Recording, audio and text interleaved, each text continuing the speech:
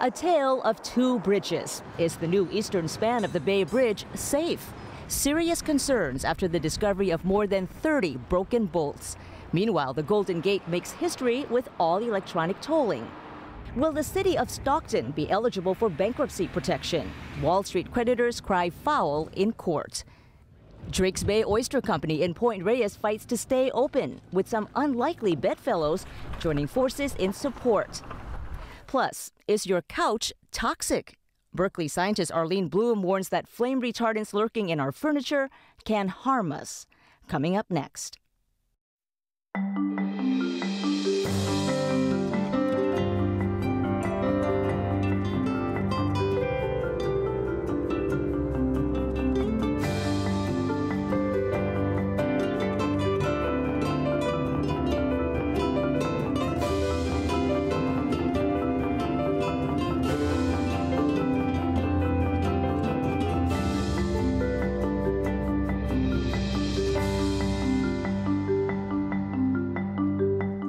Good evening, I'm Thuy Vu. Welcome to This Week in Northern California. The U.S. Supreme Court hearings on two gay marriage cases grabbed headlines this week. There was, of course, high interest here in the Bay Area. Supporters of same-sex marriage held a march in San Francisco Tuesday night. Final rulings on both California's Proposition 8 and the Federal Defense of Marriage Act are expected in June, and we'll be watching closely. We have some other top stories as well, and here to discuss them are Robert Gammon, co-editor of the East Bay Express, Scott Smith, staff writer for The Record in Stockton, and Tom Bakar, KTVU News consumer editor. A troubling development: at least 32 defective bolts on the new eastern span of the Bay Bridge must be replaced. The bolts are large rods, 3 inches in diameter and 24 feet long. They're part of the seismic upgrades to the new span. And Tom, why did the bolts break? And have they been inspected? Yeah, well, first of all, I just want to show you, this is a tiny little model of this thing. And the real ones are 15 times the size, meaning that the metal on these shafts is about this much long. 15 times the size of what you're holding up. So they're huge. They're huge. In fact, some of them are 30 feet long. Others, the shortest is 9 feet long, and they weigh thousands of pounds. And what happened is, as they were literally cranking these things down to put them into place, they would torque them down, and they finally got them set, and some started breaking, and others would break a short time later. Now, these are huge pieces of metal, and while it is true it's a lot of force to crank them down and all that stuff, this is just completely beyond the realm of understanding, because this amount of failures, of the first 100 bolts they cranked down, 30 of them failed. That's a 30% failure rate, which is just unheard of for this kind of construction and this kind of thing, given what these things are. These are part of the system that literally holds the road deck to the piling underneath the road deck to keep the whole thing together should it start shaking in an earthquake. And what happens is it rocks like this. But if this part, this connector is not right, what literally happens is that the roadway can slip off the piling. So it is a huge problem. And there are claims that, yes, indeed, these were inspected. Yes, indeed, they were treated in all the ways that they should be done, and there was double inspections and this, that, and the other. All that stuff has been stated. And do you buy it? Do you think it's true? I mean, how can it be? If it's all true, then it can't be. And that's just the reality of the situation. So now the investigation goes back to the original company that manufactured them, a little firm called Dyson back in a place called Painesville, Ohio, near Cleveland. But they probably got the metal from somebody else, because they are a fabricator, so they take a steel rod and they turn it into something. So we'll have to find out where the steel came from. Then we'll have to find out what, if anything, they did there that might have caused a problem. Then it goes to a much more serious matter, and that is the thing called quality assurance. Once you make this thing, you have to have quality control in making it, but then you have to have quality assurance so that by the time it gets to where it's going to be, it's properly working. The problem with all of this is these things are so long, and now with the road deck down, you can't extract most of them, meaning they are broken in place, and you can chop them out and, you know, section by section, but you can't replace them. And as a result, what they're going to have to do is to build some sort of a collaring system around these boxes that literally hold the road deck down to the piling. And if they can't do that and do that quickly, there's a question as to whether or not this bridge will open on time. Caltrans insists that it will open on time. time. Other people have looked at this and say this is a big enough job. It may, but may not. But we'll see. Well, it's set to open Labor Day weekend, but there are questions about that. But I'm curious, how many of these bolts total are there on the bridge, and have they determined exactly what caused the ones that did break to break? Well, they don't know what caused them to break. They believe what it was contamination of hydrogen into the metal, and for those of us who are not technical, basically what it means is something got into the metal that made it more brittle than it needs to be, and when you applied real force to it, it broke.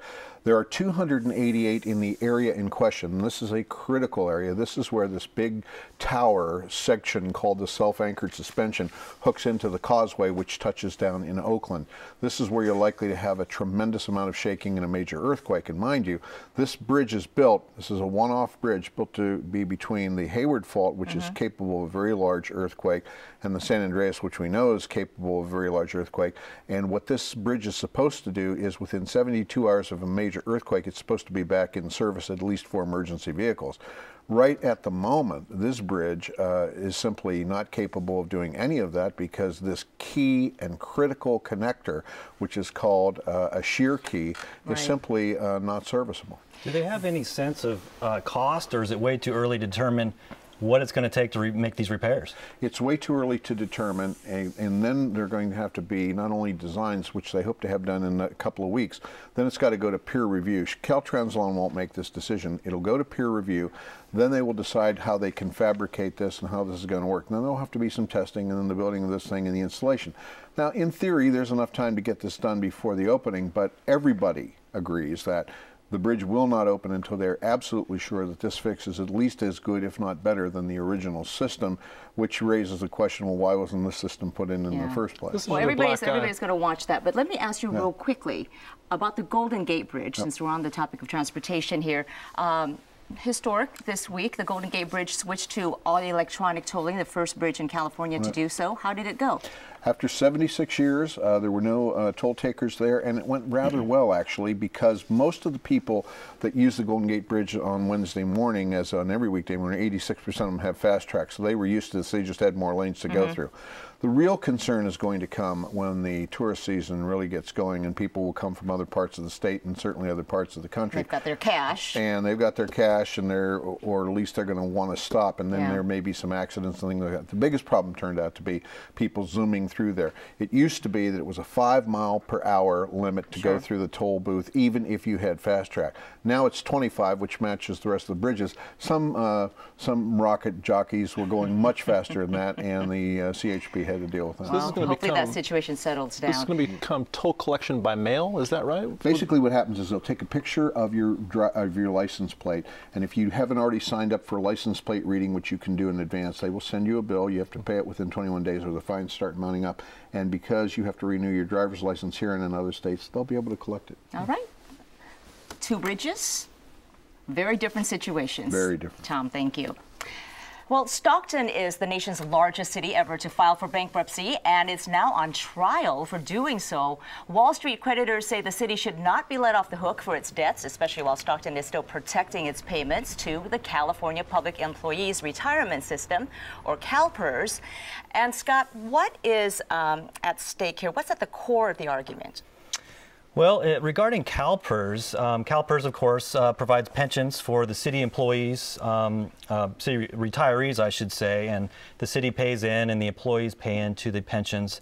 And the city is worried. There's been a big problem with crime in Stockton. It's been a dangerous city for a number of years, and there's been a shortage of police officers with cutbacks, with the recent financial crisis, and the Wall Street creditors, of course, want the city to tighten its belt in every place possible, and so they're looking toward CalPERS for Stockton to do that. The city comes back and says, well, you know, if we cut back on the pensions for our employees anymore, even more of those police officers and employees throughout the city are going to bail, essentially. So they really make it out to be a a life or death situation with being able to retain employees and police officers especially. Well, how much money is on the line? How much does Stockton owe its creditors, and for what kinds of things? Yeah, the city, back when times were good, issued a lot of bonds, millions of dollars worth, and And so when the economy crashed, the tax revenues kind of failed, and Stockton is not able to make those bond payments right now. So what's happening is that there are these companies, these firms that insure Stockton's bonds in the case that Stockton defaults, which it did last year. So these bond companies, insurance companies, are now paying the bond holders, and so they're on the hook for millions of dollars. There's one, Assured Guarantee Corporation, is on the hook for about $165 million. So we're talking big money. Yeah, this is bonds for sports arenas, right? It's bonds. The big bonds that are at issue here there are sports arenas which the city built. There's a $125 million pension obligation bond the city issued. There are other bonds. The city, issued $40 million in bonds to buy a new city hall. The city hall that we have now is crumbling, literally. And so the city stopped paying on those two bonds specifically, and those are the targets. Wall Street notwithstanding, forgetting about Wall Street, what's the mood on the street, both in terms of the mood of the public employees and just as importantly, the mood of the citizens? I mean, I have to think this is kind of a downer all the way across the board. It's a big downer, living in the largest city in the country to go bankrupt. The city filed 9 months ago. It's been nine months now. Initially, when this happened, I spent a lot of time reporting, asking people that question, and they were all worried, how's this going to affect me? It turns out life goes on. The people who are making the noise are those Wall Street folks, but more or less the parks are being mowed, the trash is being collected, water comes on. Life goes on in Stockton. So I think people are starting to realize that it's not the end of the world. The city's not going to go anywhere. It's not going to liquidate or close down. The new mayor wants to do a tax measure right now, right? To hire new police. How is that going over in town? Yeah, not very well. It's turning out to be a big fight. Of course, anytime you want to raise taxes, he wants to raise a half-cent sales tax, which he thinks will raise annually about $18 million, and he wants to put about 100 more cops on the street, again, to fight the crime problem. And City Hall, sort of the established folks in City Hall, this is a new mayor we're talking about, and the city manager who's sort of shepherding Stockton through its bankruptcy says, this is really not the time to be raising taxes. We're trying to tell creditors that we can't pay them, and now we're going to go raise $18 million. It's sending mixed messages. Can we wait and do that later? And the mayor says, I was elected on the mandate to bring public safety, so that's what I'm going to do. So it's making our council meetings and Tuesday nights pretty interesting. Well, and the creditors, understandably so, aren't too happy about that, because they're saying you want to raise the sales tax to help police officers, you should be raising the sales tax to help pay us, and they've accused Stockton of not negotiating in good faith.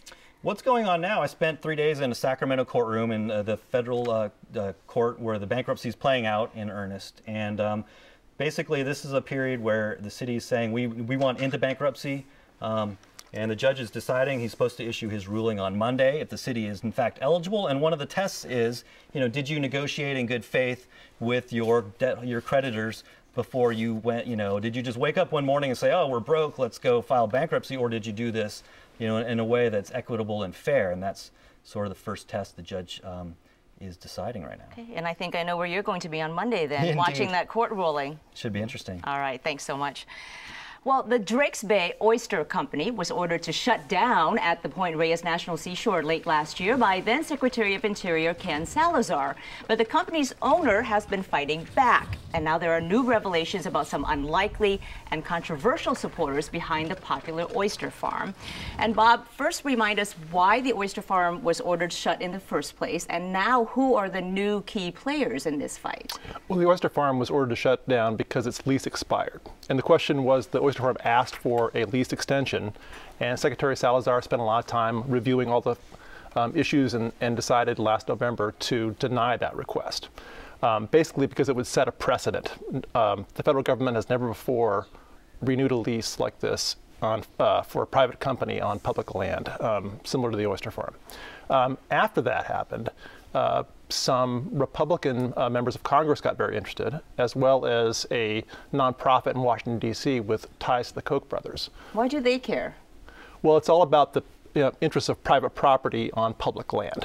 As I said, this could set a precedent, and it could help it could open the door for other private companies who are less environmentally sustainable than the Oyster Farm being able to do the same thing throughout the United States.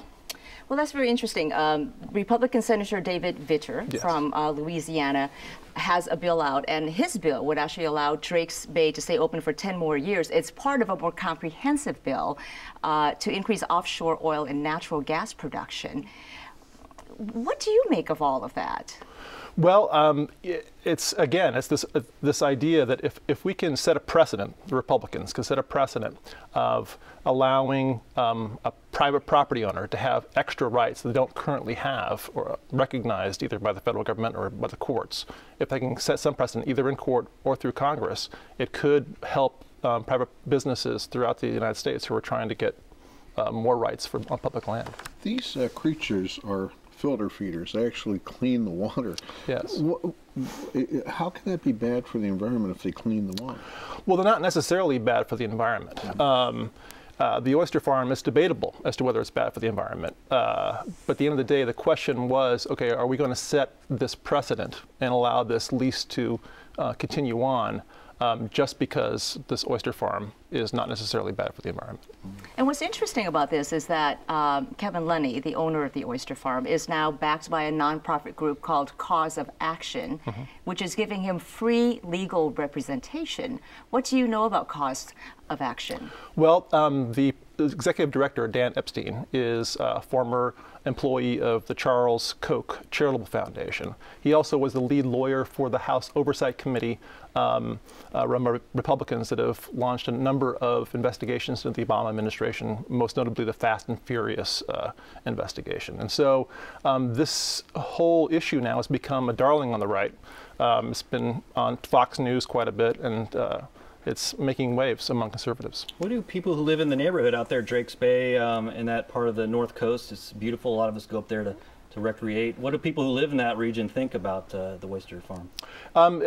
The community is deeply divided and has been for a long time. Environmentalists are on one side. They want to see the park become a full wilderness. It would be the first marine wilderness on the West Coast. But locals, who especially were involved in sustainable agriculture, want the oyster farm to stay. However, since the Koch brothers Tide group has gotten involved, it's my understanding that the oyster farm is losing support out there. And remind us again, who are the Koch brothers? They have ties to oil and natural gas production. They're billionaires from oil and natural gas, and they've funded a lot of Republican candidates, and they're the main funders of the Tea Party. Has this lost some liberal support in Marin, do you think? Because it's making for some very strange bedfellows. You've got Republicans now and oil and gas interests on one side, and then you have someone like Democratic Senator Dianne Feinstein who supports it, and also renowned chefs like Alice Waters. Right. I mean, Senator Feinstein was a big supporter of the oyster farm prior to Secretary Salazar's ruling last November. However, since the Koch brothers Tide group has become involved, she's been very quiet on the issue, and it's unclear where she stands at this point. Recently, a number of sustainable agriculture groups, activists, including Alice Waters, chef owner of Chez Panisse, advocated in court on behalf of the oyster farm. And their argument is similar to what Tom was pointing out, is that, okay, this is an environmentally friendly business, and we want to support environmentally friendly businesses that we believe are working in harmony with nature. However, that overlooks this idea of setting a precedent. All right. We will continue to watch it. I know there's a federal court hearing coming up on May 14th. Right? Okay, thank you. And thanks to all of our guests for joining us tonight. Coming up, Berkeley scientist Arlene Blum to talk about a class of chemicals that are supposed to keep us safe, but do they really? They're in just about all our homes, couches and chairs containing polyurethane foam, and the foam contains large quantities of flame retardants, as mandated by state law to protect against fires. But the chemicals have been linked to numerous health problems, including cancer, learning delays, and infertility. State lawmakers are now considering whether to overhaul regulations.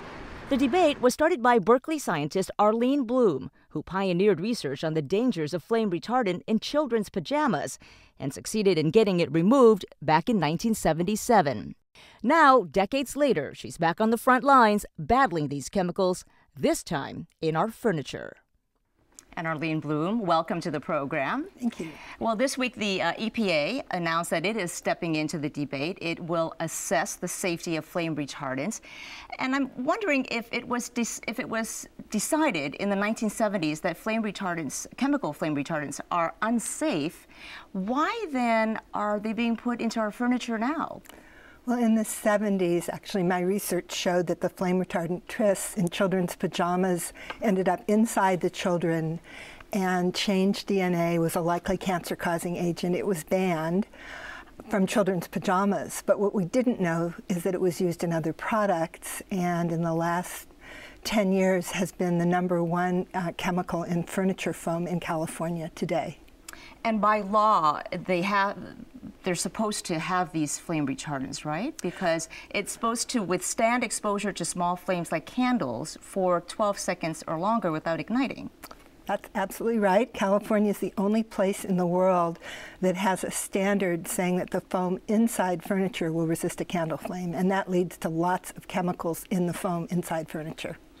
But it does not lead to an increase in fire safety. It doesn't? No. Surprising.